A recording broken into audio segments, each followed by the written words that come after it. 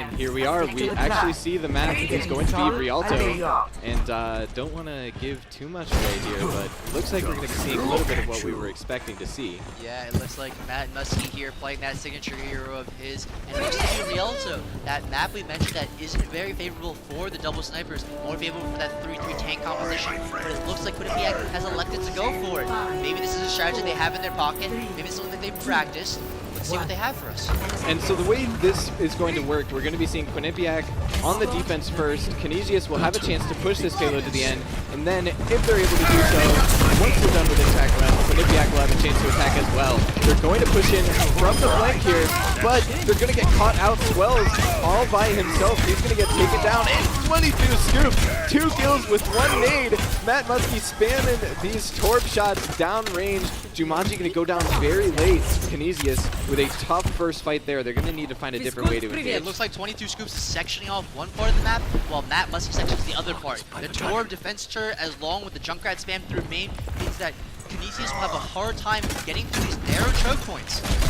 Yeah, so we're seeing them engaging on the payload this time. Jumanji going to swap over to the Reaper, hoping for lots of close-range damage into Quinnipiac. I'm not sure how this is going to work out for them, though. We're actually going to see a D.Va-Zarya combo coming out from Swells and Freakshow. Bean is getting close to that Dragon Strike as Quinnipiac trying to hold them off here. So much damage, though, is coming through from Canisius. It's hard for them to hold their ground.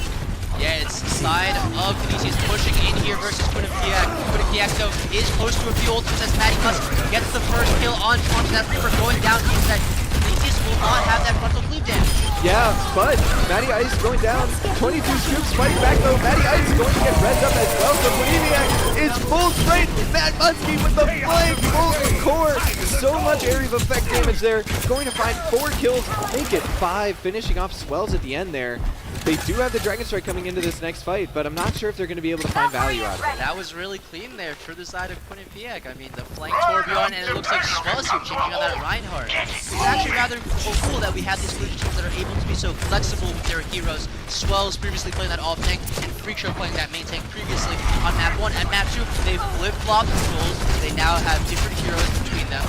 And it looks like being here with this dragon. Ooh, we actually seeing Jumanji going down early yet again. I'm not sure if this Reaper play is going to work out for them. Matty Ice has the shatter. There's no shield on the side of Canisius. There is actually Swells on his Reinhardt. The grab comes in a 3-man tire from Scoops. Looks like they took some notes after that last map. Man, their hold is looking so strong right now. The narrow choke point being dominated by that Junkrat and 22 scoops. They can't get through the side of Canisius. It looks like they're making some adaptations, though. They're changing their support lineup around from that Mercy and Lucio now onto a Moira and Lucio. It looks like they also have their grab dragon combo available very soon. As you see Freakshow getting very close. We actually see Matt Muskie going down early after taking a nice headshot from Bean. And then getting Fire Strike. He's going to get rezzed up though, and Nino Burrito is fighting back. The nano onto the Reinhardt. The Golden Core comes down yet again. Quinnipiac is just able to brute force their way through yet another fight. However, Canisius finally has this Grab Dragon combo. They have about 55 seconds left here, and they have the Grab Dragon combo available. With no defensive ult on the side of Quinnipiac, we could see a nice wipe here from the side of Canisius. If they're able to wipe them, they can get that first tick marker and then continue their push onwards. They increase their time in. Yeah, and we're seeing Freakshow just trying to build up energy now. He throws the grab, but he only catches the Reinhardt. And Matty Ice is going to fall, but 22 scoops again, a free game on this Junkrat. Jumanji, though, finds 3 of his own on the Reaper with the Death Blossom, but it's not enough. Too many people surviving these fights for Quinnipiac. The grab coming out late there from Freakshow, able to finish off Nino Burrito. Quinnipiac. Man, even if they get that grab dragon combo on the side of Canisius, it looks like 22 is able to turn that around. As another pick happens on the side of Quinnipiac, they're able to get down Matty Musk. His turret only living for a very short amount of time, and it looks like Canisius will be continuing this push in overtime. Yeah, Freakshow now on the hamster ball there, going to be able to do lots of crowd control, and the Tire not finding the value they were looking for. That was their only ult here. They will have multi-core, but I'm not sure if they'll have it in time. A shatter comes out, and many players are stunned from the side of Canisius, but here comes the multi-core from Matt Muskie, trying to force them out the points with this damage over time. They're still trying to contest it. Swells to get caught out, and now it is just a brawl on this payload. Quinnipiac fighting for their life, trying to force them off. Jumanji finding kills on Matty Ice. They're forced to fighting in this close range. They hit their ball. It's swinging through. Jumanji continuing to find kills. Here comes the Dragon Strike. Bean is able to find one, but they're going to force them off the payload.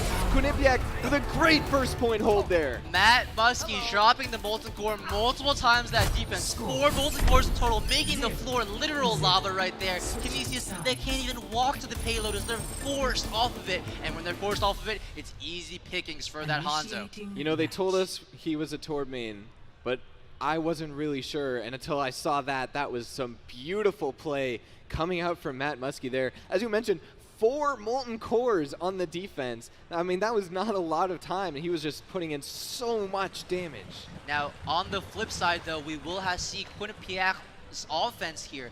They got it almost to the first point rather, in this map of Rialto, which is 3 points total. So all Canisius has to do is defend them on the first choke point, maybe the second choke point, or Quinnipiac, we could see a flip return here, as it could go 1-1 if they're able to finish that first point.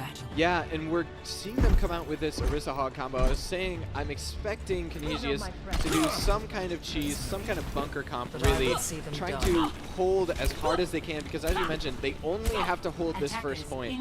If they lose 2 fights here, it could really be tough. 2 fights in a row, I should say. We see here, though, Scoop, he has that Pharah. Previously, he played the jump grad on the defense. He was able to use those explosive mines to section off the street phase. That made it very difficult for Canisius to launch a proper offense there. And we do see the Torb still. We'll see if it comes out of the spawn door on it, though. Sometimes it can be very difficult to get it working on the offense, but it could be a set piece that they have for this map. We're seeing the doors open now, and it looks like they are going to stick with it. I'm expecting this Torb to lob his turret onto the cart or on the cross angle, making sure that he's able to get value from that. As we see Jumanji here being spammed down by the side of 22 Scoops. It looks like they're having a rough time on the offense, as 22 Scoops is doing lots of work. His aerial supremacy is real. He's just spamming down justice from above. Yeah, honestly, this battle between Jumanji and 22 Scoops is going to be very important.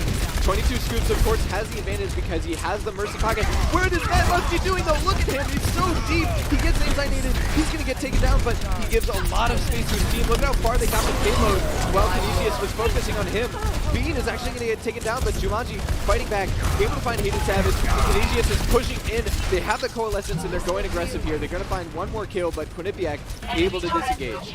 Matt Muskie going for the flank Torbjorn play. If it did work out, if he could get more than 1 kill, it would have been the opening that Quinnipiac needed to cap this first point. And we're seeing them coming in now. 22 Scoops still in the sky. He has that barrage, and Burrito has the grab. And look at that, Frankenberry. Both supports down from 22 Scoops' rockets. He doesn't even need the range up him, but he's going to anyway. That's going to secure this fight win for sure, and they might not even be able to contest this now. Yeah, it looks like on the side of Canisius, they need to regroup fast. The supports make the switch over to that Lucio, the hero that's able to amplify the speed. He reaches the target, but it looks like he gets taken down by 22. As we see a hamster ball rolling towards that defensive side.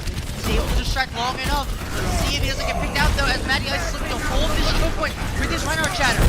Yeah, Matty Ice really looking for a shatter here because there are no shields. Jumanji with a visor, he's trying to find the value. He's only able to find 1 though, and 22 Scoops is going to get red. Matt Muskie though goes down. A huge shatter for Matty Ice. 3 are going to get knocked there. The Coalescence coming out. This could be the final fight here. Quinnipiac looking to finish this point and make it a 1-1. Quinnipiac learning from their past mistake. They landed the Earth Shatter, but there was no follow-up the previous time. But it looks like this time there is, and there's still a back and forth affair as Canisius is still fighting back. The Golden Griffins, they're pulling it back. The Warrior on France the Bunny is able to get 3 picks. Nice speed too soon as Quinnipiac is also turning to the side of the fair and Torb. And a huge barrage on the side of Quinnipiac means that they will end up maybe securing this point 1, meaning it will be all tied up at 1-1. Going to map number 3. You know, something I want to talk about there on that last play that was so huge, Brain. They had the Torb go into the back line, they had the Molten Core from behind when he went in for that barrage. So the barrage went down, and they had to back up into a Molten Core. It was just awful. There was damage on both ends. Quinnipiac with a great pincer maneuver there to secure their first map win. Yeah, Matt Muskie going for these constant flanks on the Torb. It's on this up to the side of Canisius to scout this flank out properly to make sure that he doesn't go uncontested rather.